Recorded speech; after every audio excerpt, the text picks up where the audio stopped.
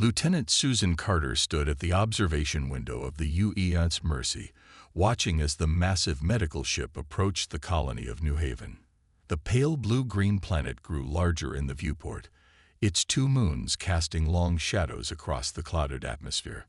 She brushed a strand of brown hair from her face and checked her tablet one more time, reviewing the plague statistics. The numbers weren't good. Over 30% of the colony's population had fallen ill in the past week. The disease moved fast, causing high fever and respiratory distress. Without proper medical care, the death rate was climbing rapidly. "Lieutenant, the preliminary scans are complete," said Nurse Kevin Ross, walking up beside her. "We're detecting widespread infection patterns across all 3 major settlement zones." Susan nodded, her expression grave. "Alert the other ships in our group. Tell them to begin preparation for Mass Casualty Protocol Beta 7. The UEMS Mercy wasn't alone in this mission. 4 other medical vessels had joined the humanitarian fleet: the Compassion, the Healing Light, the Good Hope, and the Samaritan. Each ship carried hundreds of medical personnel and thousands of tons of supplies. Together, they represented humanity's commitment to healing, regardless of species or politics. As Susan walked through the pristine white corridors of the medical bay, she passed dozens of staff members preparing treatment stations. The ship's massive medical facilities could handle up to 10,000 patients at once, with automated systems helping the medical team process and treat people quickly and efficiently. Dr. Amy Wright reports all isolation wards are ready, the ship's AI announced through the overhead speakers. Emergency treatment units 1 through 50 are online and awaiting patients. Susan reached the main control center, where her team was coordinating the upcoming relief operation. Screens displayed vital information about the colony below, including population centers, infection spread patterns, and weather conditions that might affect their work. "First shuttle launches in 20 minutes, said Dr. Chris Howard, looking up from his station. "We should be able to start bringing patients aboard within the hour." The peaceful routine of the medical ship suddenly shattered as warning alarms blared throughout the vessel. Red emergency lights flashed in every corridor. Multiple unknown vessels dropping out of faster-than-light travel called out the ship's tactical officer. "They're on an intercept course." Susan rushed to the nearest viewport. 5 sleek, dark ships had appeared, their designs unlike anything she had seen before. They were clearly warships, bristling with weapons. "This is Lieutenant Susan Carter of the United Earth Medical Ship Mercy," she broadcast on all frequencies. "We are a humanitarian vessel on a medical mission. Please identify yourselves." The only response was a bright flash of energy as the lead alien ship opened fire. The first shot struck the Compassion, tearing through its minimal defensive shields like they weren't even there. The medical ship's port side erupted in flames as atmosphere vented into space. "All hands, brace for impact," Susan shouted as she grabbed onto a support rail. The Mercy shuddered as enemy weapons fire struck its hull. Unlike military vessels, medical ships had only basic shields meant to protect against space debris and radiation. They were never meant to withstand an actual attack. "We've lost power to decks 4 through 7. Someone called out. "Multiple hull breaches. We're venting atmosphere." Through the chaos, Susan could see the Good Hope trying to maneuver between the attackers and the Compassion, attempting to buy time for the wounded ship to evacuate its crew. The effort proved futile as another barrage of weapons fire cut through both vessels. "Emergency distress beacon activated," the ship's AI reported calmly, broadcasting on all Earth Defense Force frequencies. Susan watched in horror as escape pods launched from the dying ships, only to be targeted by the alien vessels. These weren't just attackers, they were deliberately hunting down and killing medical personnel and their patients. "Why are they doing this?" Nurse Ross asked, his voice shaking as he helped a wounded crew member. "We're clearly marked as medical ships. We're unarmed." The Mercy rocked with another hit, and Susan could hear the hull groaning under the stress. As she helped coordinate the evacuation of their most critical patients, she knew that somewhere out there, Earth's war fleet would be receiving their distress call. And when they arrived, These attackers would learn exactly why it was a terrible mistake to target Earth's medical ships. Admiral John Mitchell sat in his command chair aboard the UES Sovereign, reading through routine fleet reports when the emergency signal came through. His screen flashed red as multiple distress beacons activated simultaneously. The signals came from Earth's medical fleet near the New Haven colony. "Show me," he ordered, his voice steady but tense. The main view screen came to life, displaying real-time footage from the medical ship's external cameras. His jaw tightened as he watched unknown vessels firing on the defenseless medical fleet. "Sir, we're receiving casualty reports," said Communications Officer Beth Duncan. "The Compassion is nearly destroyed. Good Hope reports critical damage. The Mercy is under heavy fire." She paused, her voice catching. "They're shooting escape pods, sir." The Admiral's fingers gripped his armrests until his knuckles turned white. In 30 years of service, he had never seen anyone target medical vessels so deliberately. Even pirates usually left medical ships alone. "Signal the fleet," he commanded. "All ships to battle stations. Plot fastest course to New Haven. Contact the 3rd and 5th battle groups. I want every available warship converging on that location." The bridge erupted into activity. Warning klaxons sounded throughout the massive warship as crew members rushed to their combat positions. The Sovereign's engines roared to life, pushing the massive vessel to its maximum speed. "Message from Earth Command, sir," Beth reported. "They're giving us full authorization to engage. No restrictions." Admiral Mitchell nodded grimly. Earth's military normally operated under strict rules of engagement, but attacking medical ships was a line no one crossed without consequences. "Status of our battle group?" he asked, studying the tactical display. Lieutenant Ryan Cooper responded from his tactical station. 8 heavy cruisers, 12 destroyers, and 4 carrier groups reporting ready, sir. All ships running at maximum speed. Estimated arrival at New Haven in 17 minutes. The minutes ticked by slowly as more reports came in. The medical ships were fighting for survival, their crews working desperately to save as many patients as possible while under fire. The Mercy's captain had managed to position his ship to shield several groups of escape pods, taking heavy damage in the process. "Sir," said Beth, her voice urgent. "New message from the Mercy. Lieutenant Carter reports they've identified the attackers through visual matching. They're Krathak vessels." The bridge crew exchanged worried looks. The Krathak were known for their aggressive expansion and strange religious beliefs, but attacking medical ships was extreme even for them. "Additional data coming in," Ryan reported. "Similar attacks reported on medical vessels in 3 other sectors. This appears to be of a coordinated strike." Admiral Mitchell stood up, walking to the tactical display.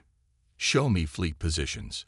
A 3-dimensional map appeared, showing the positions of all Earth warships responding to the crisis.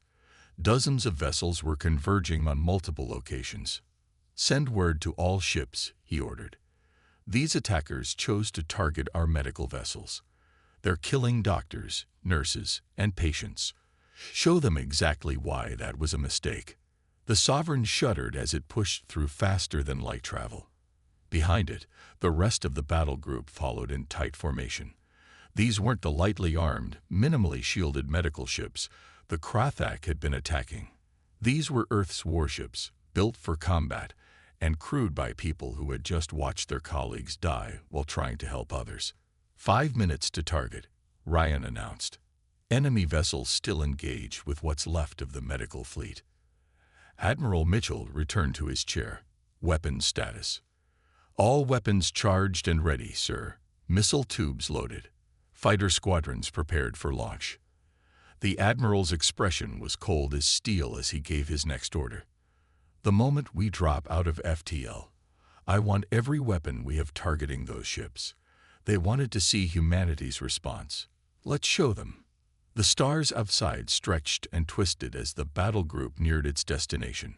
Earth's warships were about to demonstrate why attacking medical vessels was the last mistake these aliens would ever make. Laura Peterson sat in the dimly lit intelligence center of Earth Command, her eyes fixed on multiple screens showing intercepted Krathak communications. As an intelligence officer with 15 years of experience, she had learned to spot patterns that others missed. But this attack on medical ships made no sense, even for the traditionally aggressive Krathak. "Run that last transmission again," she told her computer. The alien language filled her headphones, and she watched as the translation software processed the words. Her eyes widened as new patterns emerged. "Get me Admiral Mitchell on the secure channel," she said urgently. "I think I know why they're attacking our medical ships." While waiting for the connection, she pulled up more historical data about the Krathak civilization. Their society followed strict religious beliefs about strength and survival. But she had never seen anything about targeting medical facilities before today. The Admiral's face appeared on her screen, his expression tense. "What have you found, Peterson?" "Sir, I've been analyzing their communications," she said, sending him the translated documents. "The Krathak have a new religious leader. He teaches that healing the sick goes against their God's will. According to their beliefs, sickness is a divine test. Anyone who interferes with this test by providing medical care is committing a religious crime." The Admiral's frown deepened as he read through the translations. "They're attacking our medical ships because we're helping people." "Yes, sir, but it's worse than that." Laura pulled up more data. "I found evidence of a planned operation they call Purification of Mercy. They intend to destroy all medical facilities in this sector of space, not just Earth's ships. They believe they're doing their God's work by preventing anyone from receiving medical care." "How many targets are we looking at?" the Admiral asked. Laura displayed a star map marked with red dots. "I've identified 37 planned attack locations. They're targeting hospitals, medical research stations, and relief missions from various species. Earth's medical fleet was just the beginning." She watched as more data streamed in from Earth's spy satellites and communication intercepts. The Krathak were moving their forces into position around multiple targets, preparing for more attacks. "Their military communications suggest they didn't expect such a strong response from Earth," Laura continued. "They thought we would be slow to react because these were just medical ships, not military targets. They completely misunderstood how humans would respond to attacks on humanitarian vessels." Admiral Mitchell nodded grimly. "Send everything you have to all Earth fleet commanders. We need to protect those other medical facilities before the Krathak can strike again." Laura's fingers flew over her keyboard as she compiled the intelligence report. Her screen showed Earth warships already moving to defend potential targets. The Krathak wouldn't find any more easy victories. "Sir, I'm also picking up internal disagreement among their fleet commanders," she added. "Not all of them support these attacks. Some senior officers argue that targeting medical ships will unite other species against them." "Can we use that?" the Admiral asked. Laura pulled up profiles of several Krathak commanders. "Maybe. 3 of their fleet commanders have served in joint operations with Earth before. They understand our capabilities better than their religious leadership. If we can get a message to them about our response, they might stand down." "Draft the message," Admiral Mitchell ordered. "But don't delay our military response. If they want to test humanity's resolve by attacking healers, they'll learn exactly how strong that resolve is." As Laura worked, more reports came in from across the sector. Earth's swift and powerful response had caught the Krathak off guard. Their religious leaders had expected an easy campaign against defenseless medical ships. Instead, they had awakened humanity's full military might. She sent the final intelligence package to all Earth fleet commanders. The data would help them protect other medical facilities and predict where the Krathak might strike next.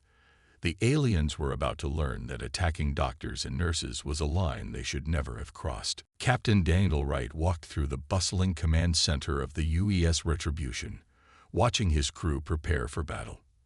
The massive battlecruiser hummed with energy as weapon systems came online and shield generators powered up. The ship's AI displayed constant updates about system readiness on every screen. "Status report," he called out to his bridge crew.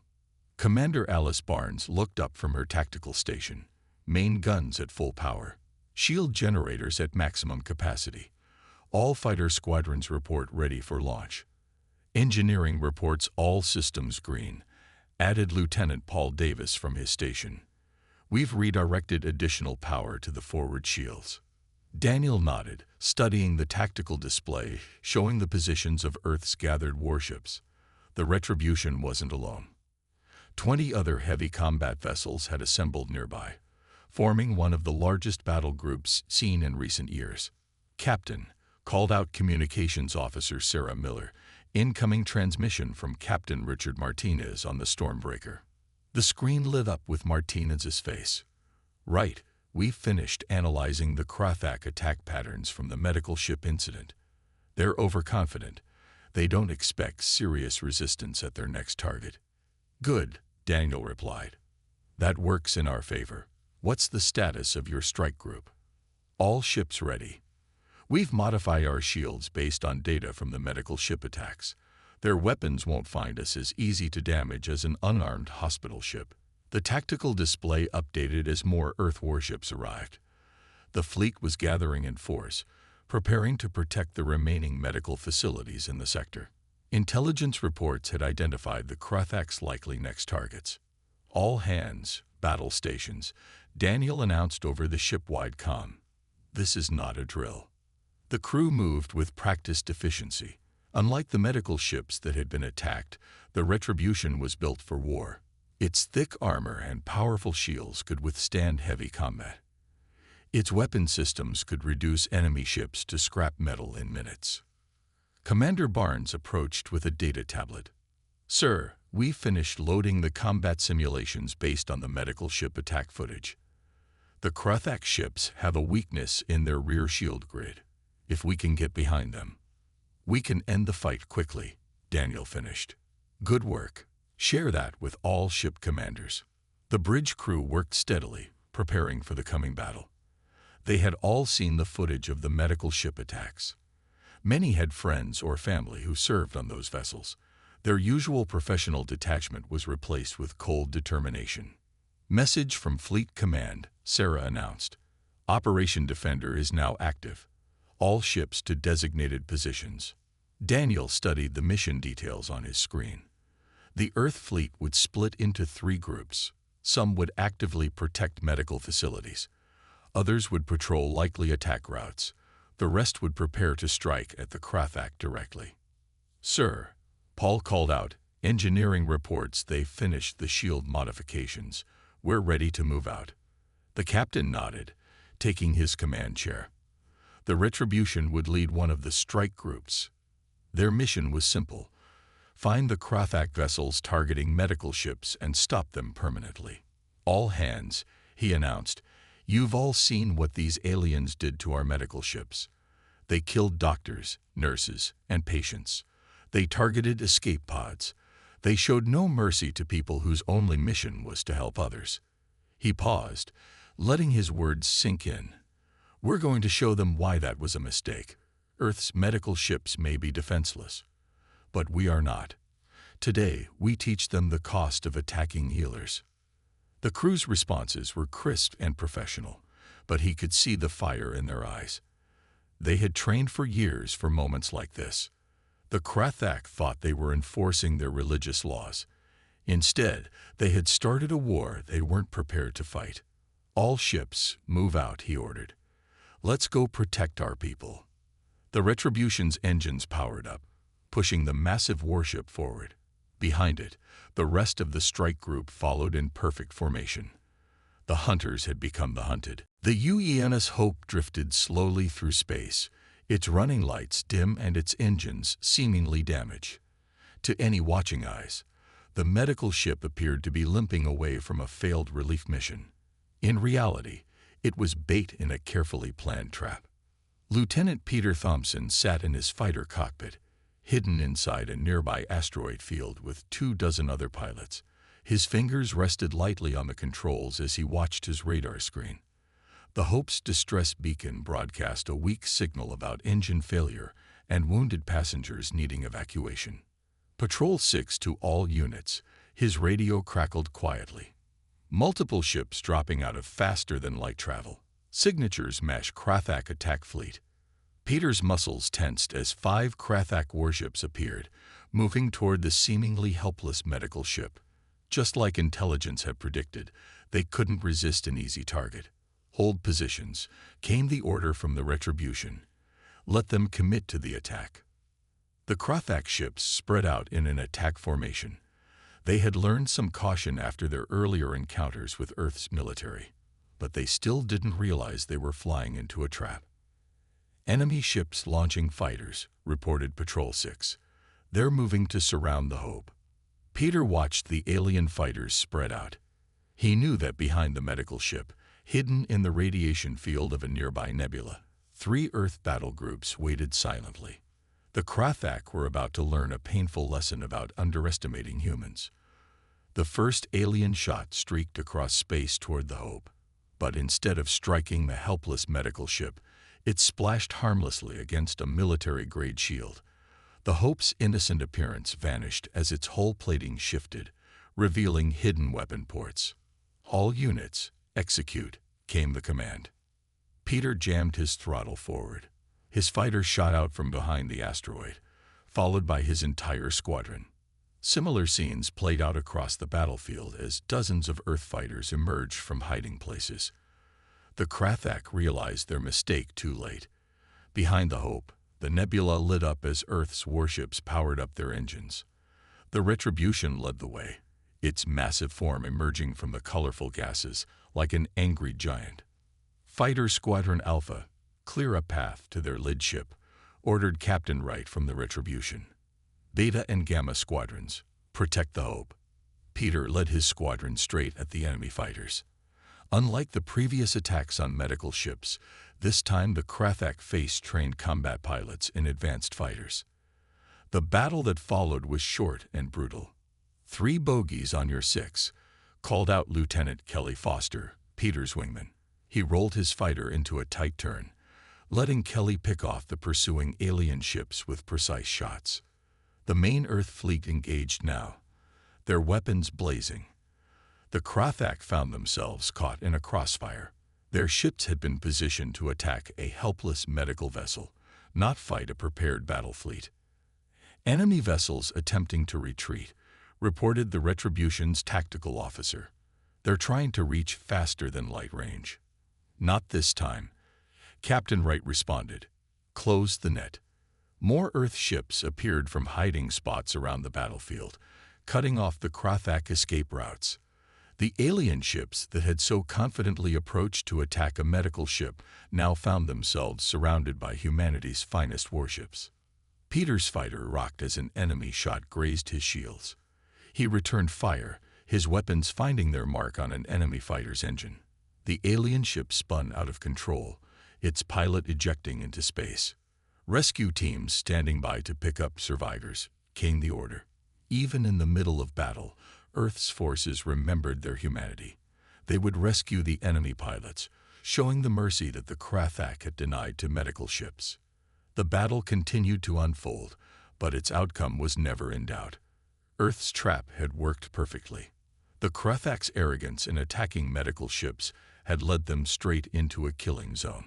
As Peter watched the Earth fleet close in for the final engagement, he knew this battle would send a message that would be remembered for generations. Commander Mary Sullivan stood at her tactical station aboard the Retribution, coordinating the Earth fleet's attack patterns.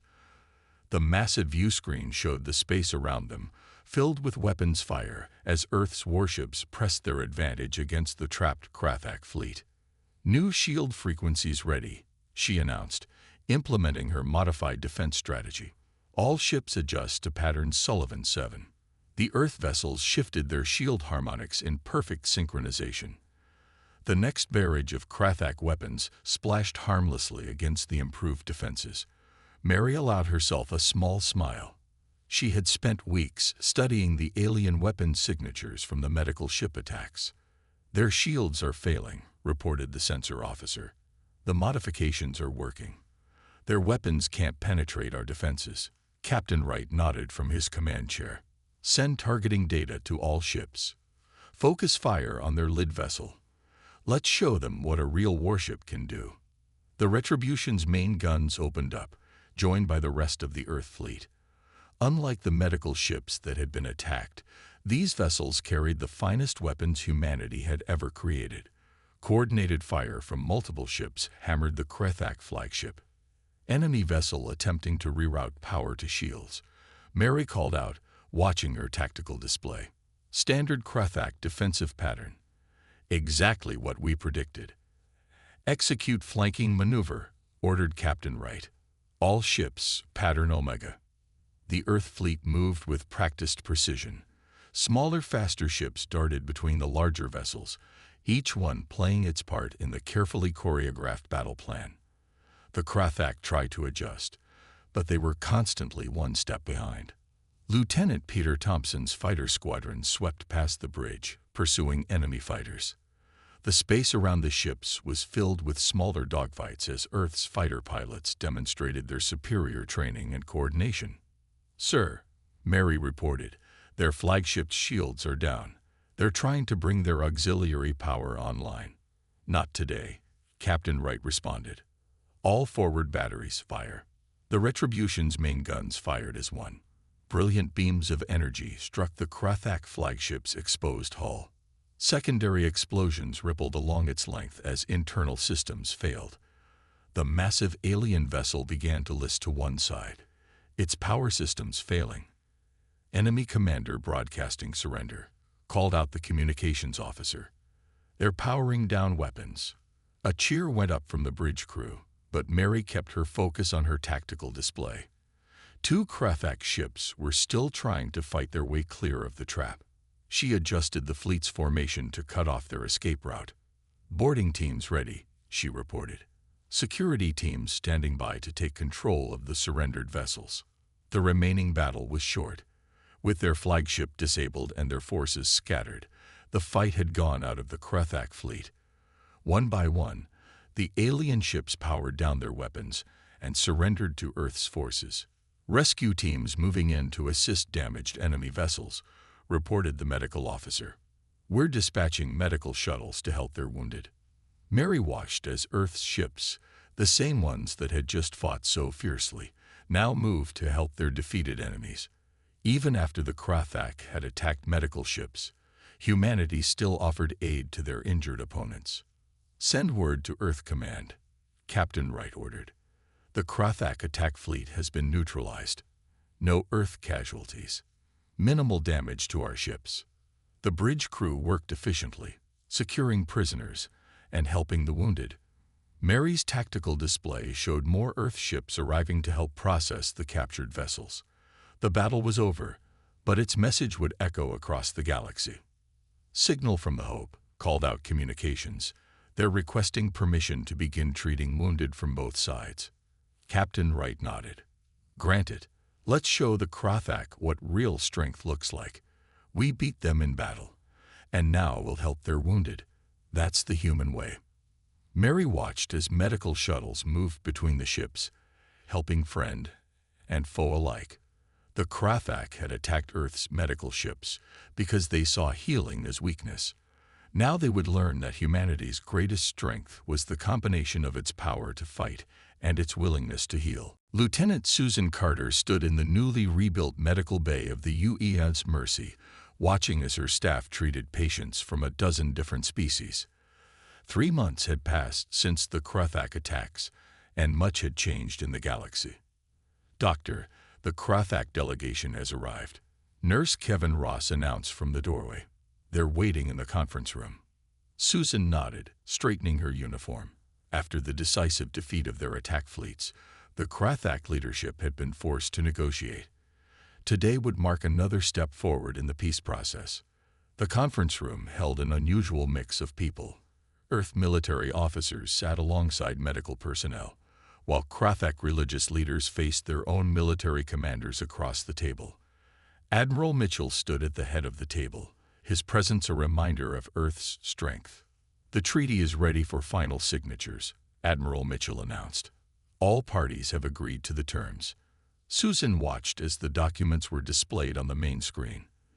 The Treaty of Medical Protection, guaranteed the safety of all medical vessels and facilities, regardless of species. Any attack on medical ships would be considered an act of war against all signing parties. Our religious council has accepted that healing does not interfere with divine will, said the lead Krathak priest, his translator converting his words to English. We were wrong to attack those who help others. The Krathak military commander beside him nodded. We learned that Earth's mercy is not weakness. Your ships heal the sick, but your warships protect that mercy with unmatched power. Susan remembered the day the Earth fleet had arrived to save the medical ships. The Krathak had learned the hard way that humanity's compassion was matched by its strength. Now that lesson would help protect medical vessels throughout known space.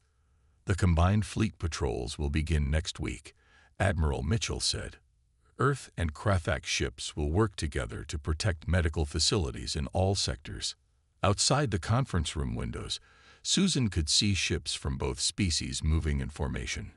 Earth warships now escorted medical vessels, while Krathak ships helped guard hospital stations. Former enemies worked together to protect those who helped others. Lieutenant Carter, the Admiral called out. Your report on the Joint Medical Initiative. Susan stepped forward, displaying data on the screen. The combined Earth-Krathak medical program has already saved thousands of lives.